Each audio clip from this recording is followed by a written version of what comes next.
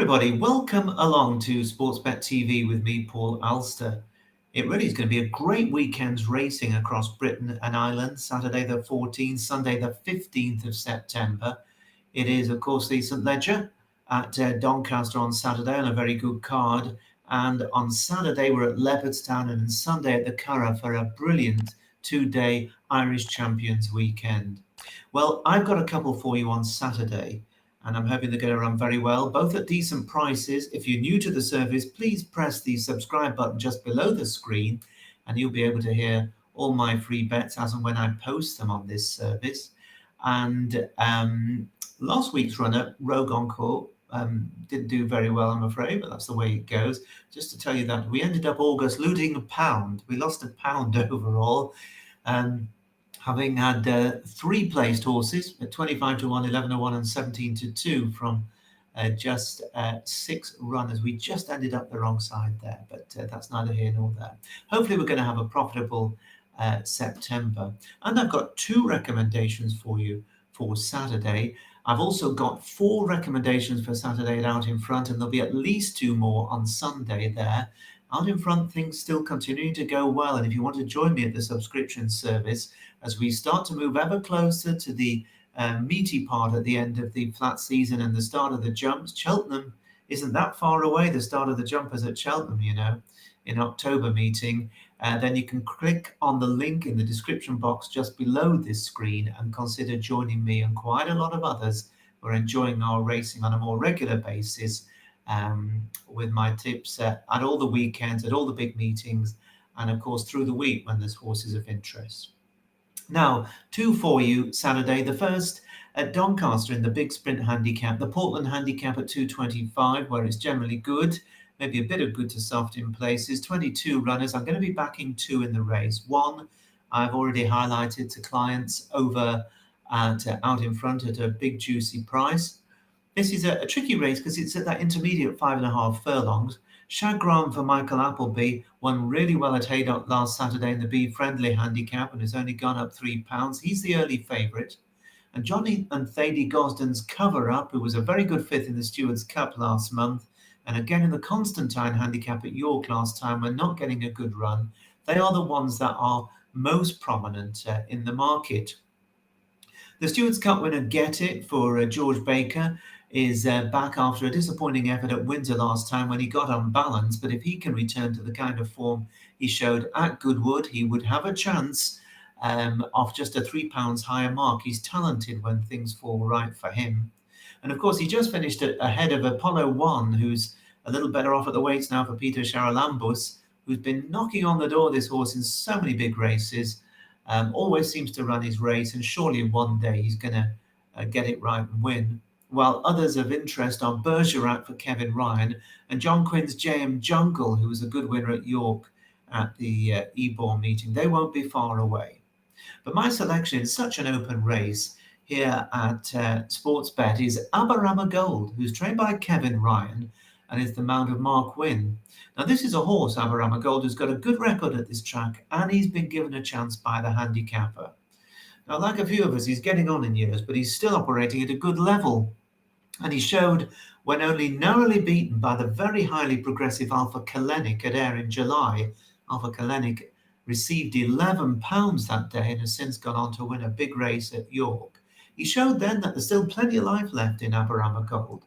He, of course, last season won the Stewards' Cup. He's now £8 lower than his finest hour at Goodwood in the mud. And he, of course, won again last season at Doncaster in October in very testing ground. But he goes equally well on a decent surface. The handicapper, however, had his measure through the first half of this season after that great campaign last year. But with that good run behind Alpha Kalenic at Ayr on his penultimate start, followed by a solid effort on the all-weather at Newcastle last time, Aberama Gold, to me, was still suggesting that there's a decent race to be won with him.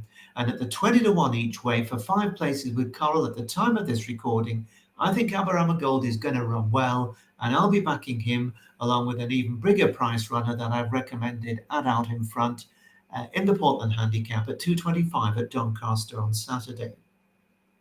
And then to the big race at Doncaster. Well, it is, of course, the Group 1 Betfred St Leger. And while there isn't a very big field here, we do have a fascinating renewal. It's generally good ground, just the 7 runners. And Aidan O'Brien has won this world's oldest classic race no less than 7 times since the turn of the century, and that includes 12 months ago when Continuous stormed home under Ryan Moore to land the spoils. Now, Aidan's got 3 of the 7 runners on Saturday, and they filled the top 3 places in the betting, or at least they did this morning. There's quite an interesting market. There's been quite a deal of action, and I'm just going to check up again to see if there's been any more movement in the race since last I looked, and there has been 1 or 2 changes. I can already see that. A lot of people will be just betting that O'Brien's going to win again, but which one of the 3 is he going to win with? Because the picture is not clear, because Ryan Moore, who nearly always rides the first string for Aidan, is not riding any of them, because he's at Leopardstown on Saturday to take his bride in the big race, the Champion Stakes, amongst others. The recent Group 2 Great Voltage Stakes runner-up, Illinois, is the clear favourite at around 2 to 1 with the bookies. He's ridden by Wayne Lorden. He previously ran second in the Group 1 Grand Prix de Paris, and prior to that had won over just about this trip when showing stamina to be his strong suit. He won the Group 2 Queen's Vase over 1 mile and 3/4 at Ascot. So he's the clear favourite of the 3 Ballydoyle colts. Sean Levy has been booked for the unbeaten Jan Bruegel, 3 from 3. He stepped up to 1.5 miles for the first time at Goodwood last month and just got the better of Bellum Justin. Now, the bare form isn't good enough, I don't think, to win, but he's never been beaten, and you don't know how much more improvement there could be. And it could be that the extra 1/4 mile really does bring out even more of a big performance from Jan Bruegel. And he is currently around 4 to 1. And then you've got Aidan's 3rd runner, a progressive horse called Grosvenor Square, ridden by Gavin Ryan. This one is a 5 to 1 shot, and it was second over 1 mile and 3/4 in the Group 2 Curragh Cup on its penultimate start, and then last time out at the Curragh over 1 mile and 3/4 won a Group 3 by 20 lengths. Now that was ridiculous. It was probably a weak Group 3, and this is much tougher, but one thing we know about Grosvenor Square is that he really does stay very well. So he's probably going to go out there, I think, and try and kick on from moving out the back straight or even earlier. Get them stretched and play catch me if you can. Those are the 3 O'Brien runners. Now, connections of the filly, You Got To Me, trained by Rafe Beckett, stumped up 50,000 quid to supplement her into this race early this week because she wasn't originally entered for it. So they clearly believe she's going to go well. She won the Lingfield Oaks trial in May and then was 4th in the Oaks itself at Epsom the following month. And this daughter of Nathaniel was then a close 4th in the Group 2 Ribblesdale Stakes at Royal Ascot. And after that returned to winning ways when she ran on powerfully to land a famous success in the Group 1 Irish Oaks at the Curragh. So she's already a classic winner this season. She was a rock-solid 2nd last time out as well to contend in the Group 1 Yorkshire Oaks at the Ebor meeting at York, and she really does shape as though she will stay this extra trip. Now remember that Rafe Beckett, a great trainer of fillies, actually won this race with a filly when Simple Verse beat the Colts in the 2015 St Ledger. And then Dare a Mile for an informed trainer, Owen Burrows. He's got blinkers on for the first time and he goes up in trip. Remember, he finished 4th in the Derby behind City of Troy, and he might just improve for the extra distance, but on balance overall, he probably has a bit to find, although that very good stable form is an eye-catcher. Now to my selection. Well, the horse I really like the look of here is Sunway. He's trained by the French-born trainer David Menuisier and is ridden by the outstanding French legend Christophe Soumillon, who's come over for the ride. I fancy him to cause a minor surprise and give his very popular handler his first British Classic. Now, Sunway is a full brother to the Group 1 Champion Stakes winner Sealiway, and this 3-year-old was 2nd in the Group 2 Champagne Stakes at Doncaster last September as a juvenile, and then he showed that he was all stamina as a young horse when he landed the Group 1 Criterium International at Saint-Cloud last October in very testing ground over 1 mile.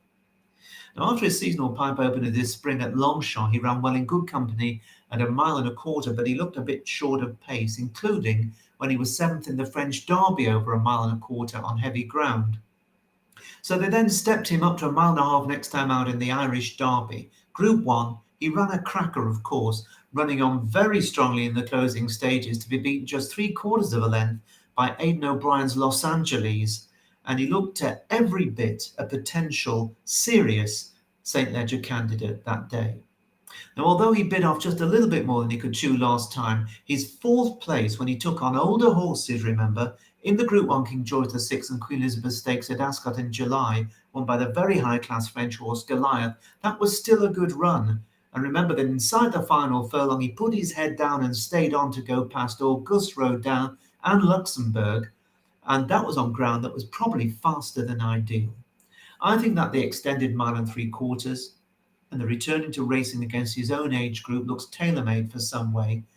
And he's been backed. He was 7-1 this morning, 6-1. The best price on offer is now 11-2. Someway is 11-2. He was 5-1, but 11-2 is there now with Bet365. I'm hoping that they may go 3 places, but if you want to bet 3 places, it is available at 5-1 with Betfred and with Coral. So 5-1 each way for 3 places is what I'd be inclined to go, rather than the 11-2 for the 2 places. But I do think some way, especially if there were a shower or two, I think he's going to run a massive race. So that's my 2 for you here. My free selections at Sportsbet on Saturday, along with my analysis of 2 good races at Doncaster. If you're interested to hear what I think about 4 more races on Saturday and at least 2 more on Sunday, check out the link in the description box below this screen for my out in front service. But for now, I'll say goodbye to you for this weekend, and whatever you back, enjoy some wonderful racing, in particular I'd say over in Ireland at the Champions Meeting, where it's absolutely outstanding fare. Best of luck to you.